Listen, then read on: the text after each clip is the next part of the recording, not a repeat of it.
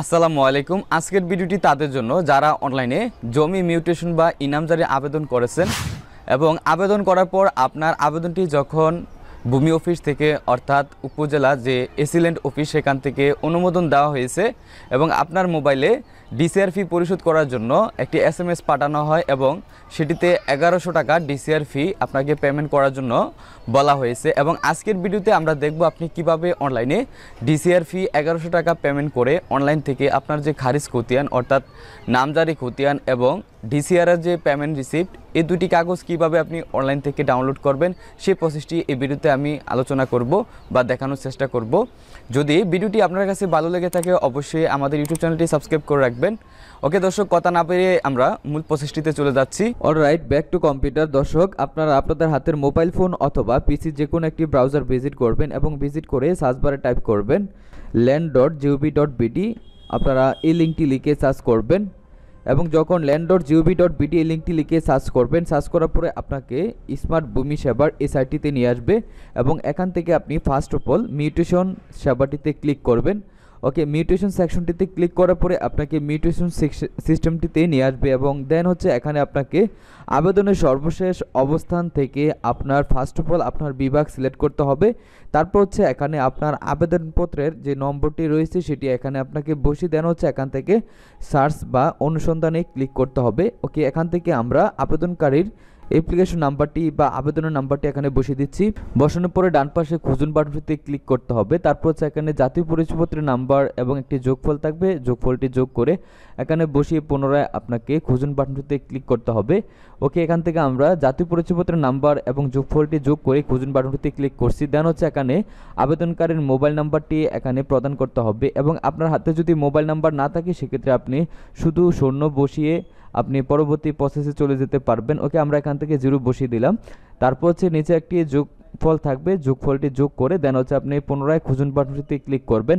ওকে, click করার পর আপনি ডান পাশে দেখতে পাচ্ছেন যে আমাদের আবেদনটি মঞ্জুর হয়েছে এবং খতিয়ান চূড়ান্ত করার জন্য ডিসিআর ফি 1100 টাকা পরিশোধ করতে নিচে হচ্ছে ডিসিআর ফি পেমেন্টের একটি বাটন রয়েছে, এটিতে ক্লিক করবেন।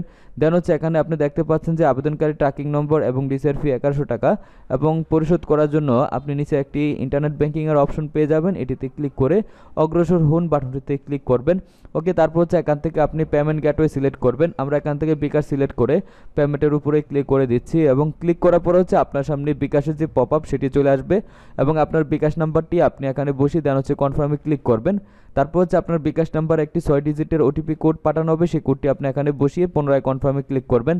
ওকে, আমাদের বিকাশ নাম্বার একটি ওটিপি কোড চলে আসছে, সেটি আমরা এখানে বসে কনফার্মে ক্লিক করে দেন হচ্ছে বিকাশের যে পিন নাম্বার সেটি বসিয়ে দিচ্ছি এবং কনফার্মে ক্লিক করার পর হচ্ছে আপনার বিকাশ অ্যাকাউন্ট থেকে আপনার ডিসিআর ফি 1100 টাকা ফাইনালি সাকসেসফুলি কেটে নেবে এবং কেটে নেওয়ার পর হচ্ছে রিডাইরেক্ট হয়ে আপনার সামনে যে ইন্টারফেসটি আসবে এখানে আপনি দেখতে পারবেন আপনার আবেদনের যে ডিসিআর ফি সেটি পেমেন্ট করা হয়েছে এবং এখানে আপনার আবেদনপত্রের নাম্বার দেখতে পাচ্ছেন এবং আমরা এখানে দেখতে পাচ্ছি যে আমাদের ডিসিআর পেমেন্ট গ্রহণ করা হয়েছে। এবং এখন কিভাবে হচ্ছে নামজারির যে খতিয়ান কপি সেটি কিভাবে ডাউনলোড করা যায় সেটি দেখব।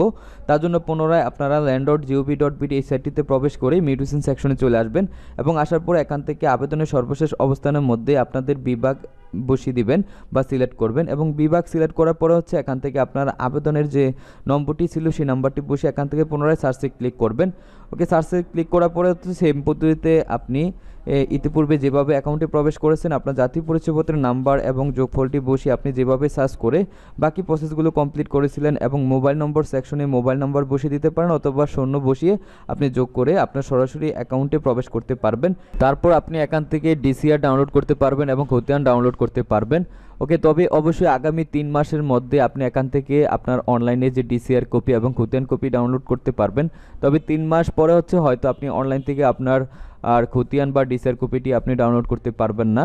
ওকে, এখানে এরকম একটি মেসেজ ছিল। তো এভাবে আপনারা যারা জমি মিউটেশনের আবেদন করেছেন আপনাদের ডিসিআর ফি পেমেন্ট করে অনলাইন থেকে আপনাদের যে নামজারি বা মিউটেশনের যে খতিয়ান রয়েছে সেটি ডাউনলোড করতে পারবেন এবং ডিসিআরের যে পেমেন্ট রিসিপ্ট সেটিও আপনারা ডাউনলোড করতে পারবেন। তো যদি ভিডিওটি আপনার কাছে সামান্য হেল্পফুল বা ভালো লেগে থাকে অবশ্যই আমাদের চ্যানেলটি সাবস্ক্রাইব করে রাখবেন। আজকের মতো বিদায় নিচ্ছি, দেখা হচ্ছে পরবর্তী কোনো এক ভিডিওতে। সে পর্যন্ত ভালো থাকুন, সুস্থ থাকুন, আল্লাহ হাফেজ।